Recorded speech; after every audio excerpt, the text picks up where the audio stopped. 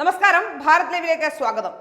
കേരളത്തിലെ ആദിവാസി വിഭാഗങ്ങൾ അനുഭവിക്കുന്ന ദുരിതം പാർലമെന്റിൽ എണ്ണിപ്പറഞ്ഞ് സുരേഷ് ഗോപി. ഓരോ കോളനികളുടെയും ഇന്നത്തെ അവസ്ഥ എന്താണ് എന്ന് കൃത്യമായി വിവരിച്ചുകൊണ്ടാണ് സുരേഷ് ഗോപി MP മുന്നോട്ട് വന്നത്. 12 വർഷം മുമ്പ് ഇവരെയെല്ലാം പുനരധിവസിപ്പിച്ചു എന്ന് അവകാശപ്പെടുന്ന കേരളത്തിലെ സർക്കാർ ഒന്നും ചെയ്തിട്ടില്ലെന്ന് വ്യക്തമാക്കുന്ന കാര്യങ്ങളാണ് പാർലമെന്റിൽ അദ്ദേഹം ഉന്നയിച്ചത്. അദ്ദേഹം പറയുന്നത് 12 വർഷം മുമ്പ് ഇവരെ പുനരധിവസിപ്പിച്ചു എന്ന് പറയുന്നുണ്ടെങ്കിലും അവർ താമസിക്കുന്ന കുടിലുകളിൽ മഴ പെയ്താൽ അവസാനത്തെ തുള്ളി വെള്ളം വരെ അവിടെ വീഴുമെന്നാണ്. ആ വീഡിയോയുടെ പ്രസക്ത ഭാഗങ്ങളും ഇതോടൊപ്പം ചേർക്കുന്നു. Sir, I had pleaded for time and I don't know how much time I am getting to talk, but your time is 9 minutes, please. Okay, if I run out of time, I just want to make sure that I put my prayer first and then raise the issues that I have come across concerning the life of the tribals in Kerala. So my first prayer is, I urge through you, sir, to the Tribal Affairs Minister, Arjun Mundaji, to put pressure on the Tribal Affairs or the Tribal Commission, National Tribal Commission, to make an urgent visit to the main tribal hamlets in the state called Kerala, to have a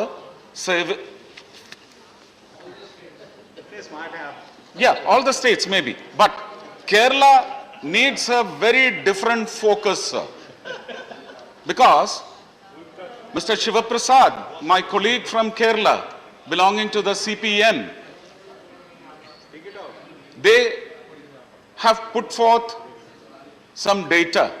I don't have any indices, reports from data from indices, but I have some very factual evidences which I collected through my recent visit, just 4 days back, a 3-day visit to the tribal district called Vijayan in Kerala. Sir, I attended 27 meetings, clogging 4 to 5 colonies into one meeting, and in the effect, almost 130 to 40 colonies in Vijayan district. Sir, drinking water, housing, in all these areas. See, I was so astonished, annoyed to have reports reading from the speeches of Solanki ji, being a tribal, how happy he was about the dispersal of the central government in such states from where they come. Netamji also presented reports which were so flowery and fragrant, and which is definitely not happening in Kerala, sir. Sir, Shri Shiva Prasad also had presented some data to effect his contention, saying that the dispersal of the central ministry, tribal ministry, or the budgetary allocations were not dispensed appropriately and timely. But I just want to ask some questions, sir, through you, sir. Sir, Kolattur colony, the first colony that I visited, had around 4 other colonies getting into the meeting, housing around 2,000 members from the tribal community and the localites also. Sir, they did not have drinking water. They raised the issue. I did not have the money to spend from my MP lads funds. I had to spend it from my pocket, a money which is meager. But I had to push in pumps, submersible pumps, pump the water onto a tank which was already there. And the same night I went back, traveling 120 kilometers almost, to that colony again in the wee hours of the night, inaugurating the drinking water project. And again, yesterday, the channel belonging to our left alliance group, Shri Suresh Kumar, his channel has reported that the Kerala government has rehabilitated Adivasis 12 years back. They are still living in minor hutments which will contain all that water from the first to the last drop of rainwater in their homes. Sir, this is the pathetic, the poignant, the deplorable, lamentable, and sad state of affairs with the tribals in Kerala. Sir, no, please, sir, through you, sir, if I'm putting it on record, sir, Edamalakudi was picked as the last village in the country in the Prime Minister's Narendra Modi ji's focused action plan for supplying electricity. But it was only the last village, and the last home in that village, or the first home in the village, was the responsibility of the state government. Did they do it or not? Even if I am retiring from politics, my friend Mr. Bharath should come forward with facts or data ruling out my contention. That is my request. And again, Edamalakudi, I had given 12.5 lakhs from my MP lads funds. This is happening again and again. And the collector told me the DFO of Idukki is poking his nose into this, and this money cannot be utilized because it can happen. Maybe after processes, it may happen after 1.5 years.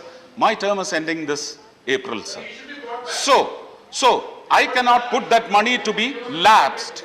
So I had to pay again a huge sum, sir. It's 5.7 lakhs from my pocket to have the drinking water drawn from an uphill spring to the Adivasi hamlet. Sir, this is the condition, sir. I have umpteen number of other reasons to prove that tribal life is not as flowery or budding even, and not at all fragrant as is being projected by. I do believe in their reports. I'm happy over their happiness, but it is not happening for Kerala, sir. And again, when it comes to Wayanad district, the central government, the Nidhi Ayog, did get Wayanad district empaneled into the list of aspirational districts. The government in Kerala, 2018 December, did not want Wayanad to be enlisted. The chief secretary then, I don't want to name him, sir, he said, we do not want Wayanad to be in that list. Me, along with our then alliance partner, Shri PC Thomas, we went on an agitative mood, and then the chief secretary was forced to recall his request and put in place a fresh request for getting Wayanad into the list of aspirational districts. But what after getting listed is a big question, sir. So I request, there are lots of other issues relating to practicing doctors among Adivasis who practice traditional Adivasi Ayurveda. Sir, if I remember right, you were also there. We had the medical amendment bill allowing practicing doctors without MBBS degree to carry on with their medical disbursals. I wish that these practicing Adivasi doctors or Vaidyas be permitted or let to have a living. Otherwise, you will see them clogging with German patent institutions, taking them in bulk. So, same is the situation in Kannur Aralam, Trichur Peechi, Chalakudi Peringalkuttu. Again, the infant mortality rate is again and again being raised in so many subjects which are brought into discussion relating to Adivasis or women's welfare. So the toxicity which is pushed onto their tongue, they are used to having ragi for their staple food. The ragi cultivation was vast and wide in Adivasi hamlets. The state governments have denied cultivation of ragi and pushed rationing into their guts, which has pushed in toxicity, which has spoiled their uterine system and all reproductive organs. So I have only one request, sir. Please send the tribal commission on a very harsh survey and keep the central government informed of what all enhancements in the form of focus on upliftment of tribal life should be accessed. തന്റെ ഭാഗത്തു നിന്നും താൻ ഉന്നയിക്കുന്ന ഏതെങ്കിലും ഒരു കാര്യം തെറ്റാണെങ്കിൽ അത് സഭയെ ബോധ്യപ്പെടുത്താൻ ജോൺ ബ്രിട്ടാസിന് അവസരമുണ്ടെന്ന് പറഞ്ഞുകൊണ്ടാണ് അദ്ദേഹം തന്റെ പ്രസംഗം അവസാനിപ്പിച്ചത്. ഏതായാലും നേരത്തെ തൃശൂർ അങ്ങ് എടുക്കുന്നു എന്ന് പറഞ്ഞ ഒരു വാചകം വലിയ രീതിയിൽ ട്രോളായി വന്നിരുന്നു. ഇപ്പോൾ സോഷ്യൽ മീഡിയ ഒന്നടങ്കം പറയുന്നത് കേരളം മുഴുവൻ വിശ്വസിച്ച് ഏൽപ്പിക്കാവുന്ന വ്യക്തിത്വം അങ്ങനെ ഒരു MP ആണ് സുരേഷ് ഗോപി എന്നുള്ളതാണ്.